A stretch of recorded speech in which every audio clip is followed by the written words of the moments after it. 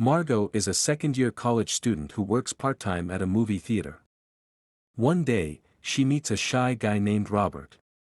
After finishing her work on her way back to campus, she comes across a homeless dog, and feeling compassionate, she brings the dog with her. However, a woman named Laura informs Margot that pets are not allowed.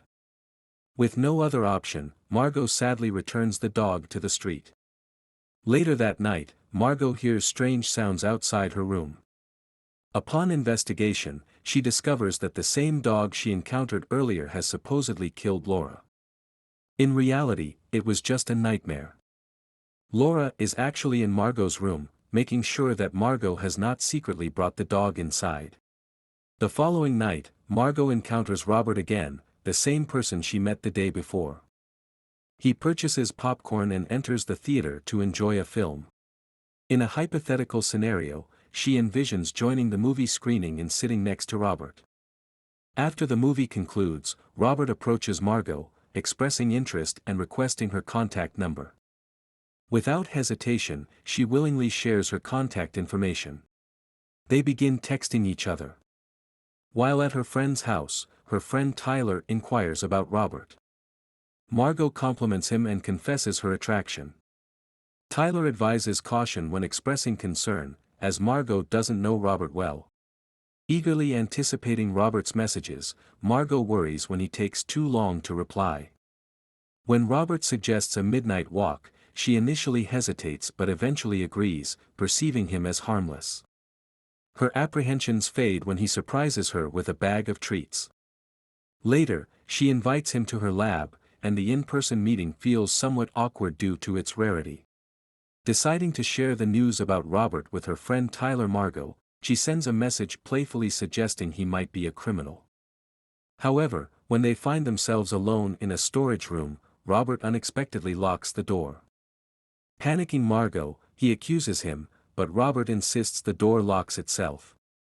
In an attempt to calm her, he accidentally breaks the door, causing an ant farm to shatter. Dr. Enid Zabala, who has cared for the ants for 17 years, is deeply upset. Both Margot and Robert experience a profound sense of embarrassment. After the incidents in the storage room, Margot and Robert walked in silence. She apologizes for her reaction, and they decide to overlook the mishaps and consider it a fresh start. They agree to forget it's their first date and try again. Despite Margot expecting a kiss, Robert surprises her with a gentle kiss on the forehead before heading home. During her vacation, Margot keeps texting Robert constantly. Her parents notice she always has her phone with her. Today is Margot's stepdad Ernie's 60th birthday, and everyone is a bit nervous about the party. Margot's mom decides to talk to her daughter, expressing concern that Margot is too young for serious relationships, especially since she doesn't know Robert well. After the party, Margot talks with her ex-boyfriend, Clay. He reveals that he is asexual and no longer has romantic feelings for her. Margot says she's fine with it. Later, unable to sleep, she puts on a nice nightgown, takes a hot selfie, and sends it to Robert. Unfortunately, he doesn't reply. Margot becomes upset because Robert continues to ignore her messages, and she doesn't know why. Eventually, Robert sends a message explaining that he was busy at work. However, Margot still doesn't know where he works, leaving her feeling confused. The new school semester starts. Margot tells her friend Taylor that all summer Robert was avoiding her and not replying to her messages. Tyler advises her against sending multiple messages. Later, she receives a message from Robert asking her to go watch a movie, and she agrees. In the evening, Robert waits for her on campus. While getting into her car, she imagines scary scenarios about him, but he is focused on driving. At the cinema, Margot watches a couple being romantic while Robert is engrossed in the movie. After the movie, he notices Margot is upset and suggests going to a bar. However, she is denied entry because she's only 20. When she reveals her age to Robert, he feels betrayed, as she had told him she was older. Feeling foolish and unable to hold back tears, Margot is surprised when Robert finds her reaction touching and kisses her. Unfortunately, it turns out to be the worst kiss in her life as she discovers he has no kissing experience. They decide to try another bar, and she ignores a call from Taylor. Robert gets drinks, and she raises a toast to him. Later, in the restroom, she calls her friend and spills everything. She asks Robert to take her home. In the car, Robert suggests going to his room. Despite her inner voice advising against it, Margot agrees, feeling uncertain about Robert. They chat about movies and other things, and things get romantic with some making out. However, during the intimate moment, she talks to herself, saying she's not enjoying it and that coming here was a mistake. After that, Robert suggests watching a movie, but she makes up an excuse to leave. It's then she finds out Robert is 33, not as young as she thought. When she says it's time to go back to the dorm, Robert is upset because he wanted more time with her. She mentions her friend worrying, and Robert drives her after all. On the way, she fears he might react aggressively, but Robert stays calm. The next morning, she tries to go back to her normal routine, trying to put the events of the previous night behind her. During a break, her friend Taylor asks about the situation, and she shares the distressing nature of her encounter with Robert.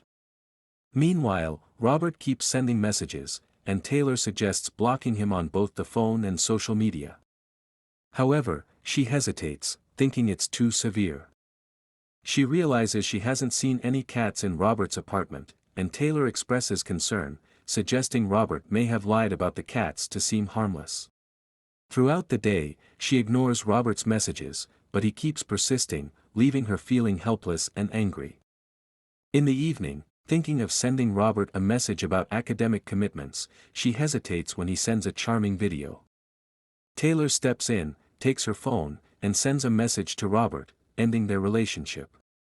Worried about Robert's reaction, she awaits a response with Taylor's support. Robert's response includes an apology and good wishes for her future. This brings a mix of relief and guilt for her. Later, during an outing with friends, she sees Robert at a bar and quickly leaves with her friends. That night, she received more messages from Robert, now with an offensive tone fueled by jealousy over a perceived new relationship. Fearful for her safety and convinced of Robert's stalking, she buys self-defense items with Taylor. As the situation escalates, paranoia sets in, and she believes Robert is constantly lurking. A phone battery outage heightens her anxiety, leading her to call the police during a late-night encounter near her workplace. The police find no evidence of a crime. Feeling frustrated and worried that her own imagination might be causing problems, her friendship with Taylor becomes strained. She thinks Taylor is too controlling, while Taylor believes she is living in a detached fantasy world. One night, she decides to go to Robert's place on her bike to plant a bug in his car. At the same time, Taylor enters her room looking for a laptop charger and gets concerned when she realizes she's gone. In Robert's garage, she gets startled by a growling dog, the same one from campus. This noise alerts Robert, who suspects a break-in, and confronts her. Accusing Robert of stalking her, she feels threatened and reaches for her pepper spray, accidentally spraying herself. Concerned Taylor quickly gets a cab with only the street knowledge, not Robert's exact address. She wakes up on Robert's couch, facing accusations about trying to bug his car. Robert, worried about potential police bias, won't let her leave, fearing unjust accusations. Trying to understand her confusing behavior, Robert questions her about the affectionate messages she sent him, despite her apparent dislike. Tearfully, she confesses her initial sincerity, but after the pivotal night, disillusionment led her to hide her true feelings. Robert offers to wash her face with saline, unaware that she misunderstands his intentions. Worried about her reporting to the police, Robert becomes more distrustful, rejecting her proposal for a formal agreement. An attempt to escape leads to a physical fight, accidentally causing a fire due to spilled flammable liquid. With no way out, despite Robert's efforts to get help, they find themselves trapped in the burning house. Taylor, seeing the fire from a distance, directs the cab to the scene. Firefighters put out the flames, initially finding no one. However, shouts from a firefighter reveal her and Robert unconscious in a basement hatch. Taylor learning they're alive feels immense relief. After the incident, she recovers in the hospital with her family around her. Over time, she passes the burned remains of Robert's house, feeling guilty. News comes out that Robert resigned from the hospital and moved away. She goes back to work at the movie theater, where a handsome stranger asks for her phone number. After that, the story ends. Make sure to like, share, subscribe and press the bell icon. Also share your thoughts about the story in the comments.